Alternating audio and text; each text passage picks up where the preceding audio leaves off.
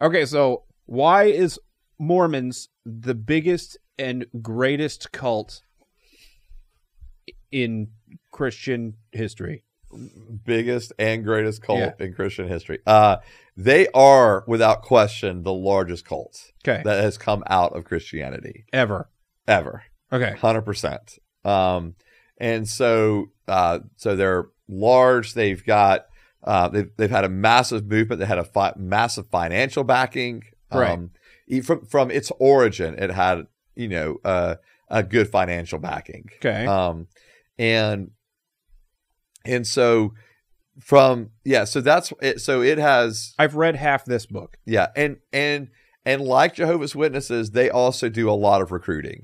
Yes. So They don't do it on bikes, though. nope, not on bikes. Yeah. Yeah. They drive around in cars. And like in every, if you're a follower within Mormonism, you're going to go and do a 2-year mission, Yeah. right? Out of sometime after high school, you're going to go and serve do a mission for 2 years. And Sounds horrible. And in doing so, you will evangelize and witness for those couple of years. So they're very intentional about growing their yeah.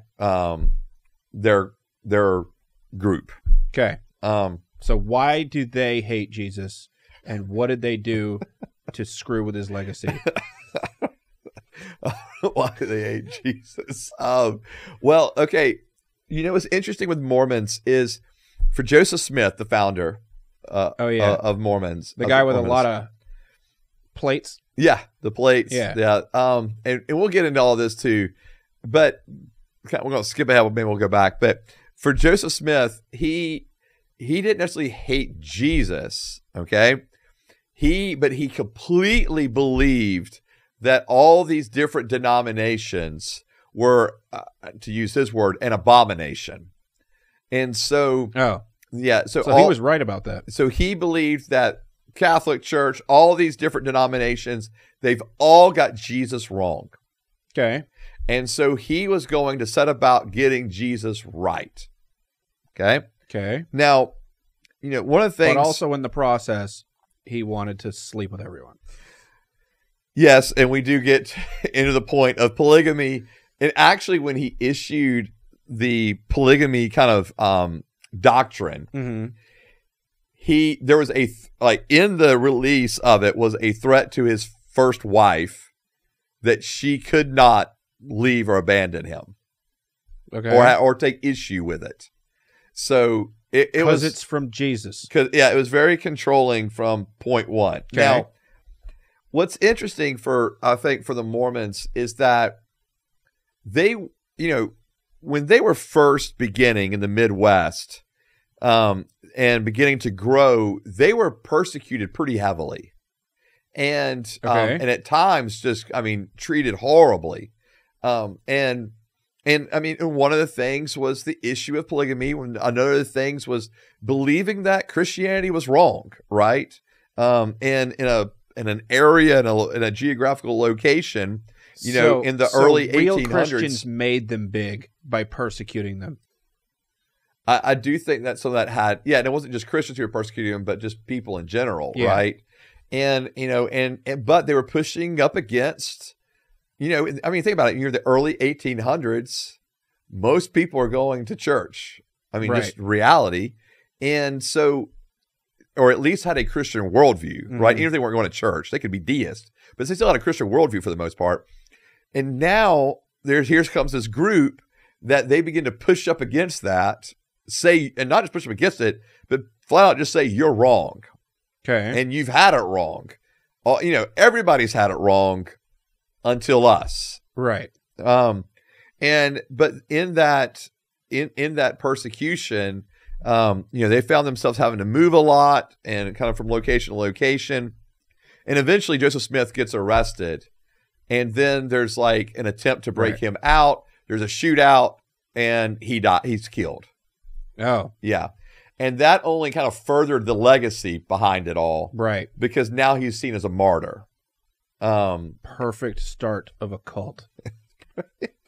You couldn't write it up any better. Still have all his plays. Yeah. And so, because Smith died in 1844. Okay. That's when he's killed. And then Brigham Young, you're familiar with like BYU. Oh yeah. Then Brigham Young. Wait, so do you think Smith was trying to start a new religion, or did Brigham Young start the new cult religion thing? Yeah. I think Joseph Smith thought he was reforming the church. Do you think restoring, maybe even restoring the church to its original intent, but through wrong things or right things? Like, is he the one that started on a path of going toward cult, or did the next guy do it? No, he was. Okay. Yeah, I mean because he's already breaking away from Scripture. Okay. Right? All right, how? And so he did not believe that canonicity was closed. In other words, what I mean by that is, for us as Christians, we believe the Bible was, the New Testament was canonized in the 300s, and it was, in other words, these are the New Testament books that we are going to follow, right? Okay. That we're going to believe in. That when we say canon, the word means standard. We believe this has set the standard for our faith, right? For our religion. And there's some verse in there somewhere that says, in canon, that says no adding to canon, right? Right. Yes. I mean, if you take the words of John at the end, toward the end of Revelation, I remember this. Yes. Yeah, where he says, "Don't add to these. Don't add to these." Yeah. And so for Joseph Smith, so he believes that there is a continual revelation of God, or a progressive revelation of God, where, there was that, but now I've gotten another revelation. Okay. But if it's continual, then we can keep having revelations that contradict each other till the end of time for whatever fits the best thing that we want now, right now. Yes. And so how convenient. Yes. And so there's starting a cult so easy. Yeah. And so for example, there's things in the Book of Mormon that they've had to change because of new revelation. And really because of societal pressures. Okay. Right? Like no more polygamy. Right. Okay. And so they have the Book of Mormon, and then there's a couple of other books that have been seen as sacred text as well, right, outside the Book of Mormon. And so anyway, they've continued this movement, and so that is kind of the beginning point for me as a Christian of going, we've got a cult happening, right? Is when they believe they can add to the revelation of the Bible. Okay, right, which means change it. Which means 100%. Change it. So what do they do to Jesus? Well, so oh man, I really don't even know where to start with this. So because, all right, so here's the deal. They do believe that there's a God the Father. Okay. So I need to back it up to here. Yeah, one check for the Mormons. Right. Actually it's going to become an X right here. All right. They believe that God the Father was a created being himself. So there's bigger God. Bigger God. That the Father earned his way into being a God, and then allowed then to create the earth. Okay. And then there was a God before him, and a God apparently, we don't really know how far back this goes. Okay. That's what they actually believe? 100%. What? 100%. Okay. And so how do you know that? From plates? Well, yes. Okay. They start filling in some, again, the whole idea of revelation, right? Not just with the plates, but I got you. Okay, so we just found this out. Right. Okay. Like we're just they're getting revelation, and this is what's happening. Glad they told us. Yeah. I had no idea. Right. I mean, and so they believe like the Father has like a body of flesh, and bones as tangible as man's, and basically saying God was like us, and now we can be like him. Okay. Oh, so we're gods. Correct. Oh, yes, that's where this is eventually all going. All right. Well, so we've got God the Father. Okay. And then so eventually I could be God. If I believed in Mormonism. Yeah, you could be a God. I could be the God. Well, not the God, because even God the Father is not really the God. Well, I could get adopted. Yeah, I could get adopted. Like, that actually is a good word, because like it's the whole idea of children. Yeah. It is actually the idea of, here's my son, like child, and then he's the firstborn among many brethren. You're part of the brethren. I could be Meghan Markle. What? You can be Meghan. And in line for the throne. Right? I could be the Meghan of Mormonism. The Meghan of Mormonism. Yeah. That's your new calling card now. The Meghan of Mormonism. Yeah. Yeah, okay. This is perfect. Yes. I don't know I love cults. At all. Oh Lord. All right. So all right, keep going with Jesus. All right. And so the same thing with Jesus. So now the idea of Jesus is that God the Father had sex with Mary. That's how she got impregnated with Jesus. That had to hurt. Because he's a God? Yeah. Yeah. So God the Father. Dang. And so that baby was up there. All right. Well, we take that one out. Wow. All right.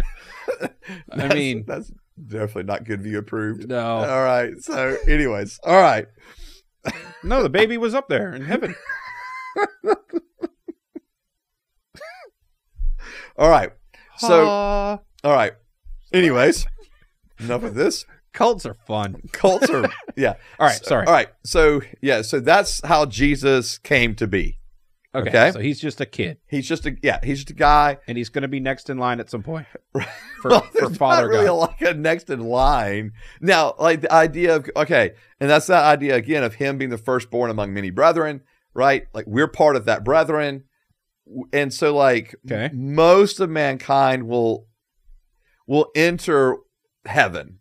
Now they have like these 3 levels of heaven. Okay. Right. And only Mormons will enter the celestial heaven. All right. And so for you to enter into like the celestial heaven, the highest heaven, you have to be within the Mormon church. Right. So the Church of Latter-day Saints, right? Yeah. That's where you've got to be. That's culty. Yeah. Yes. I mean, sure. Okay. And all right. What's heaven level 2?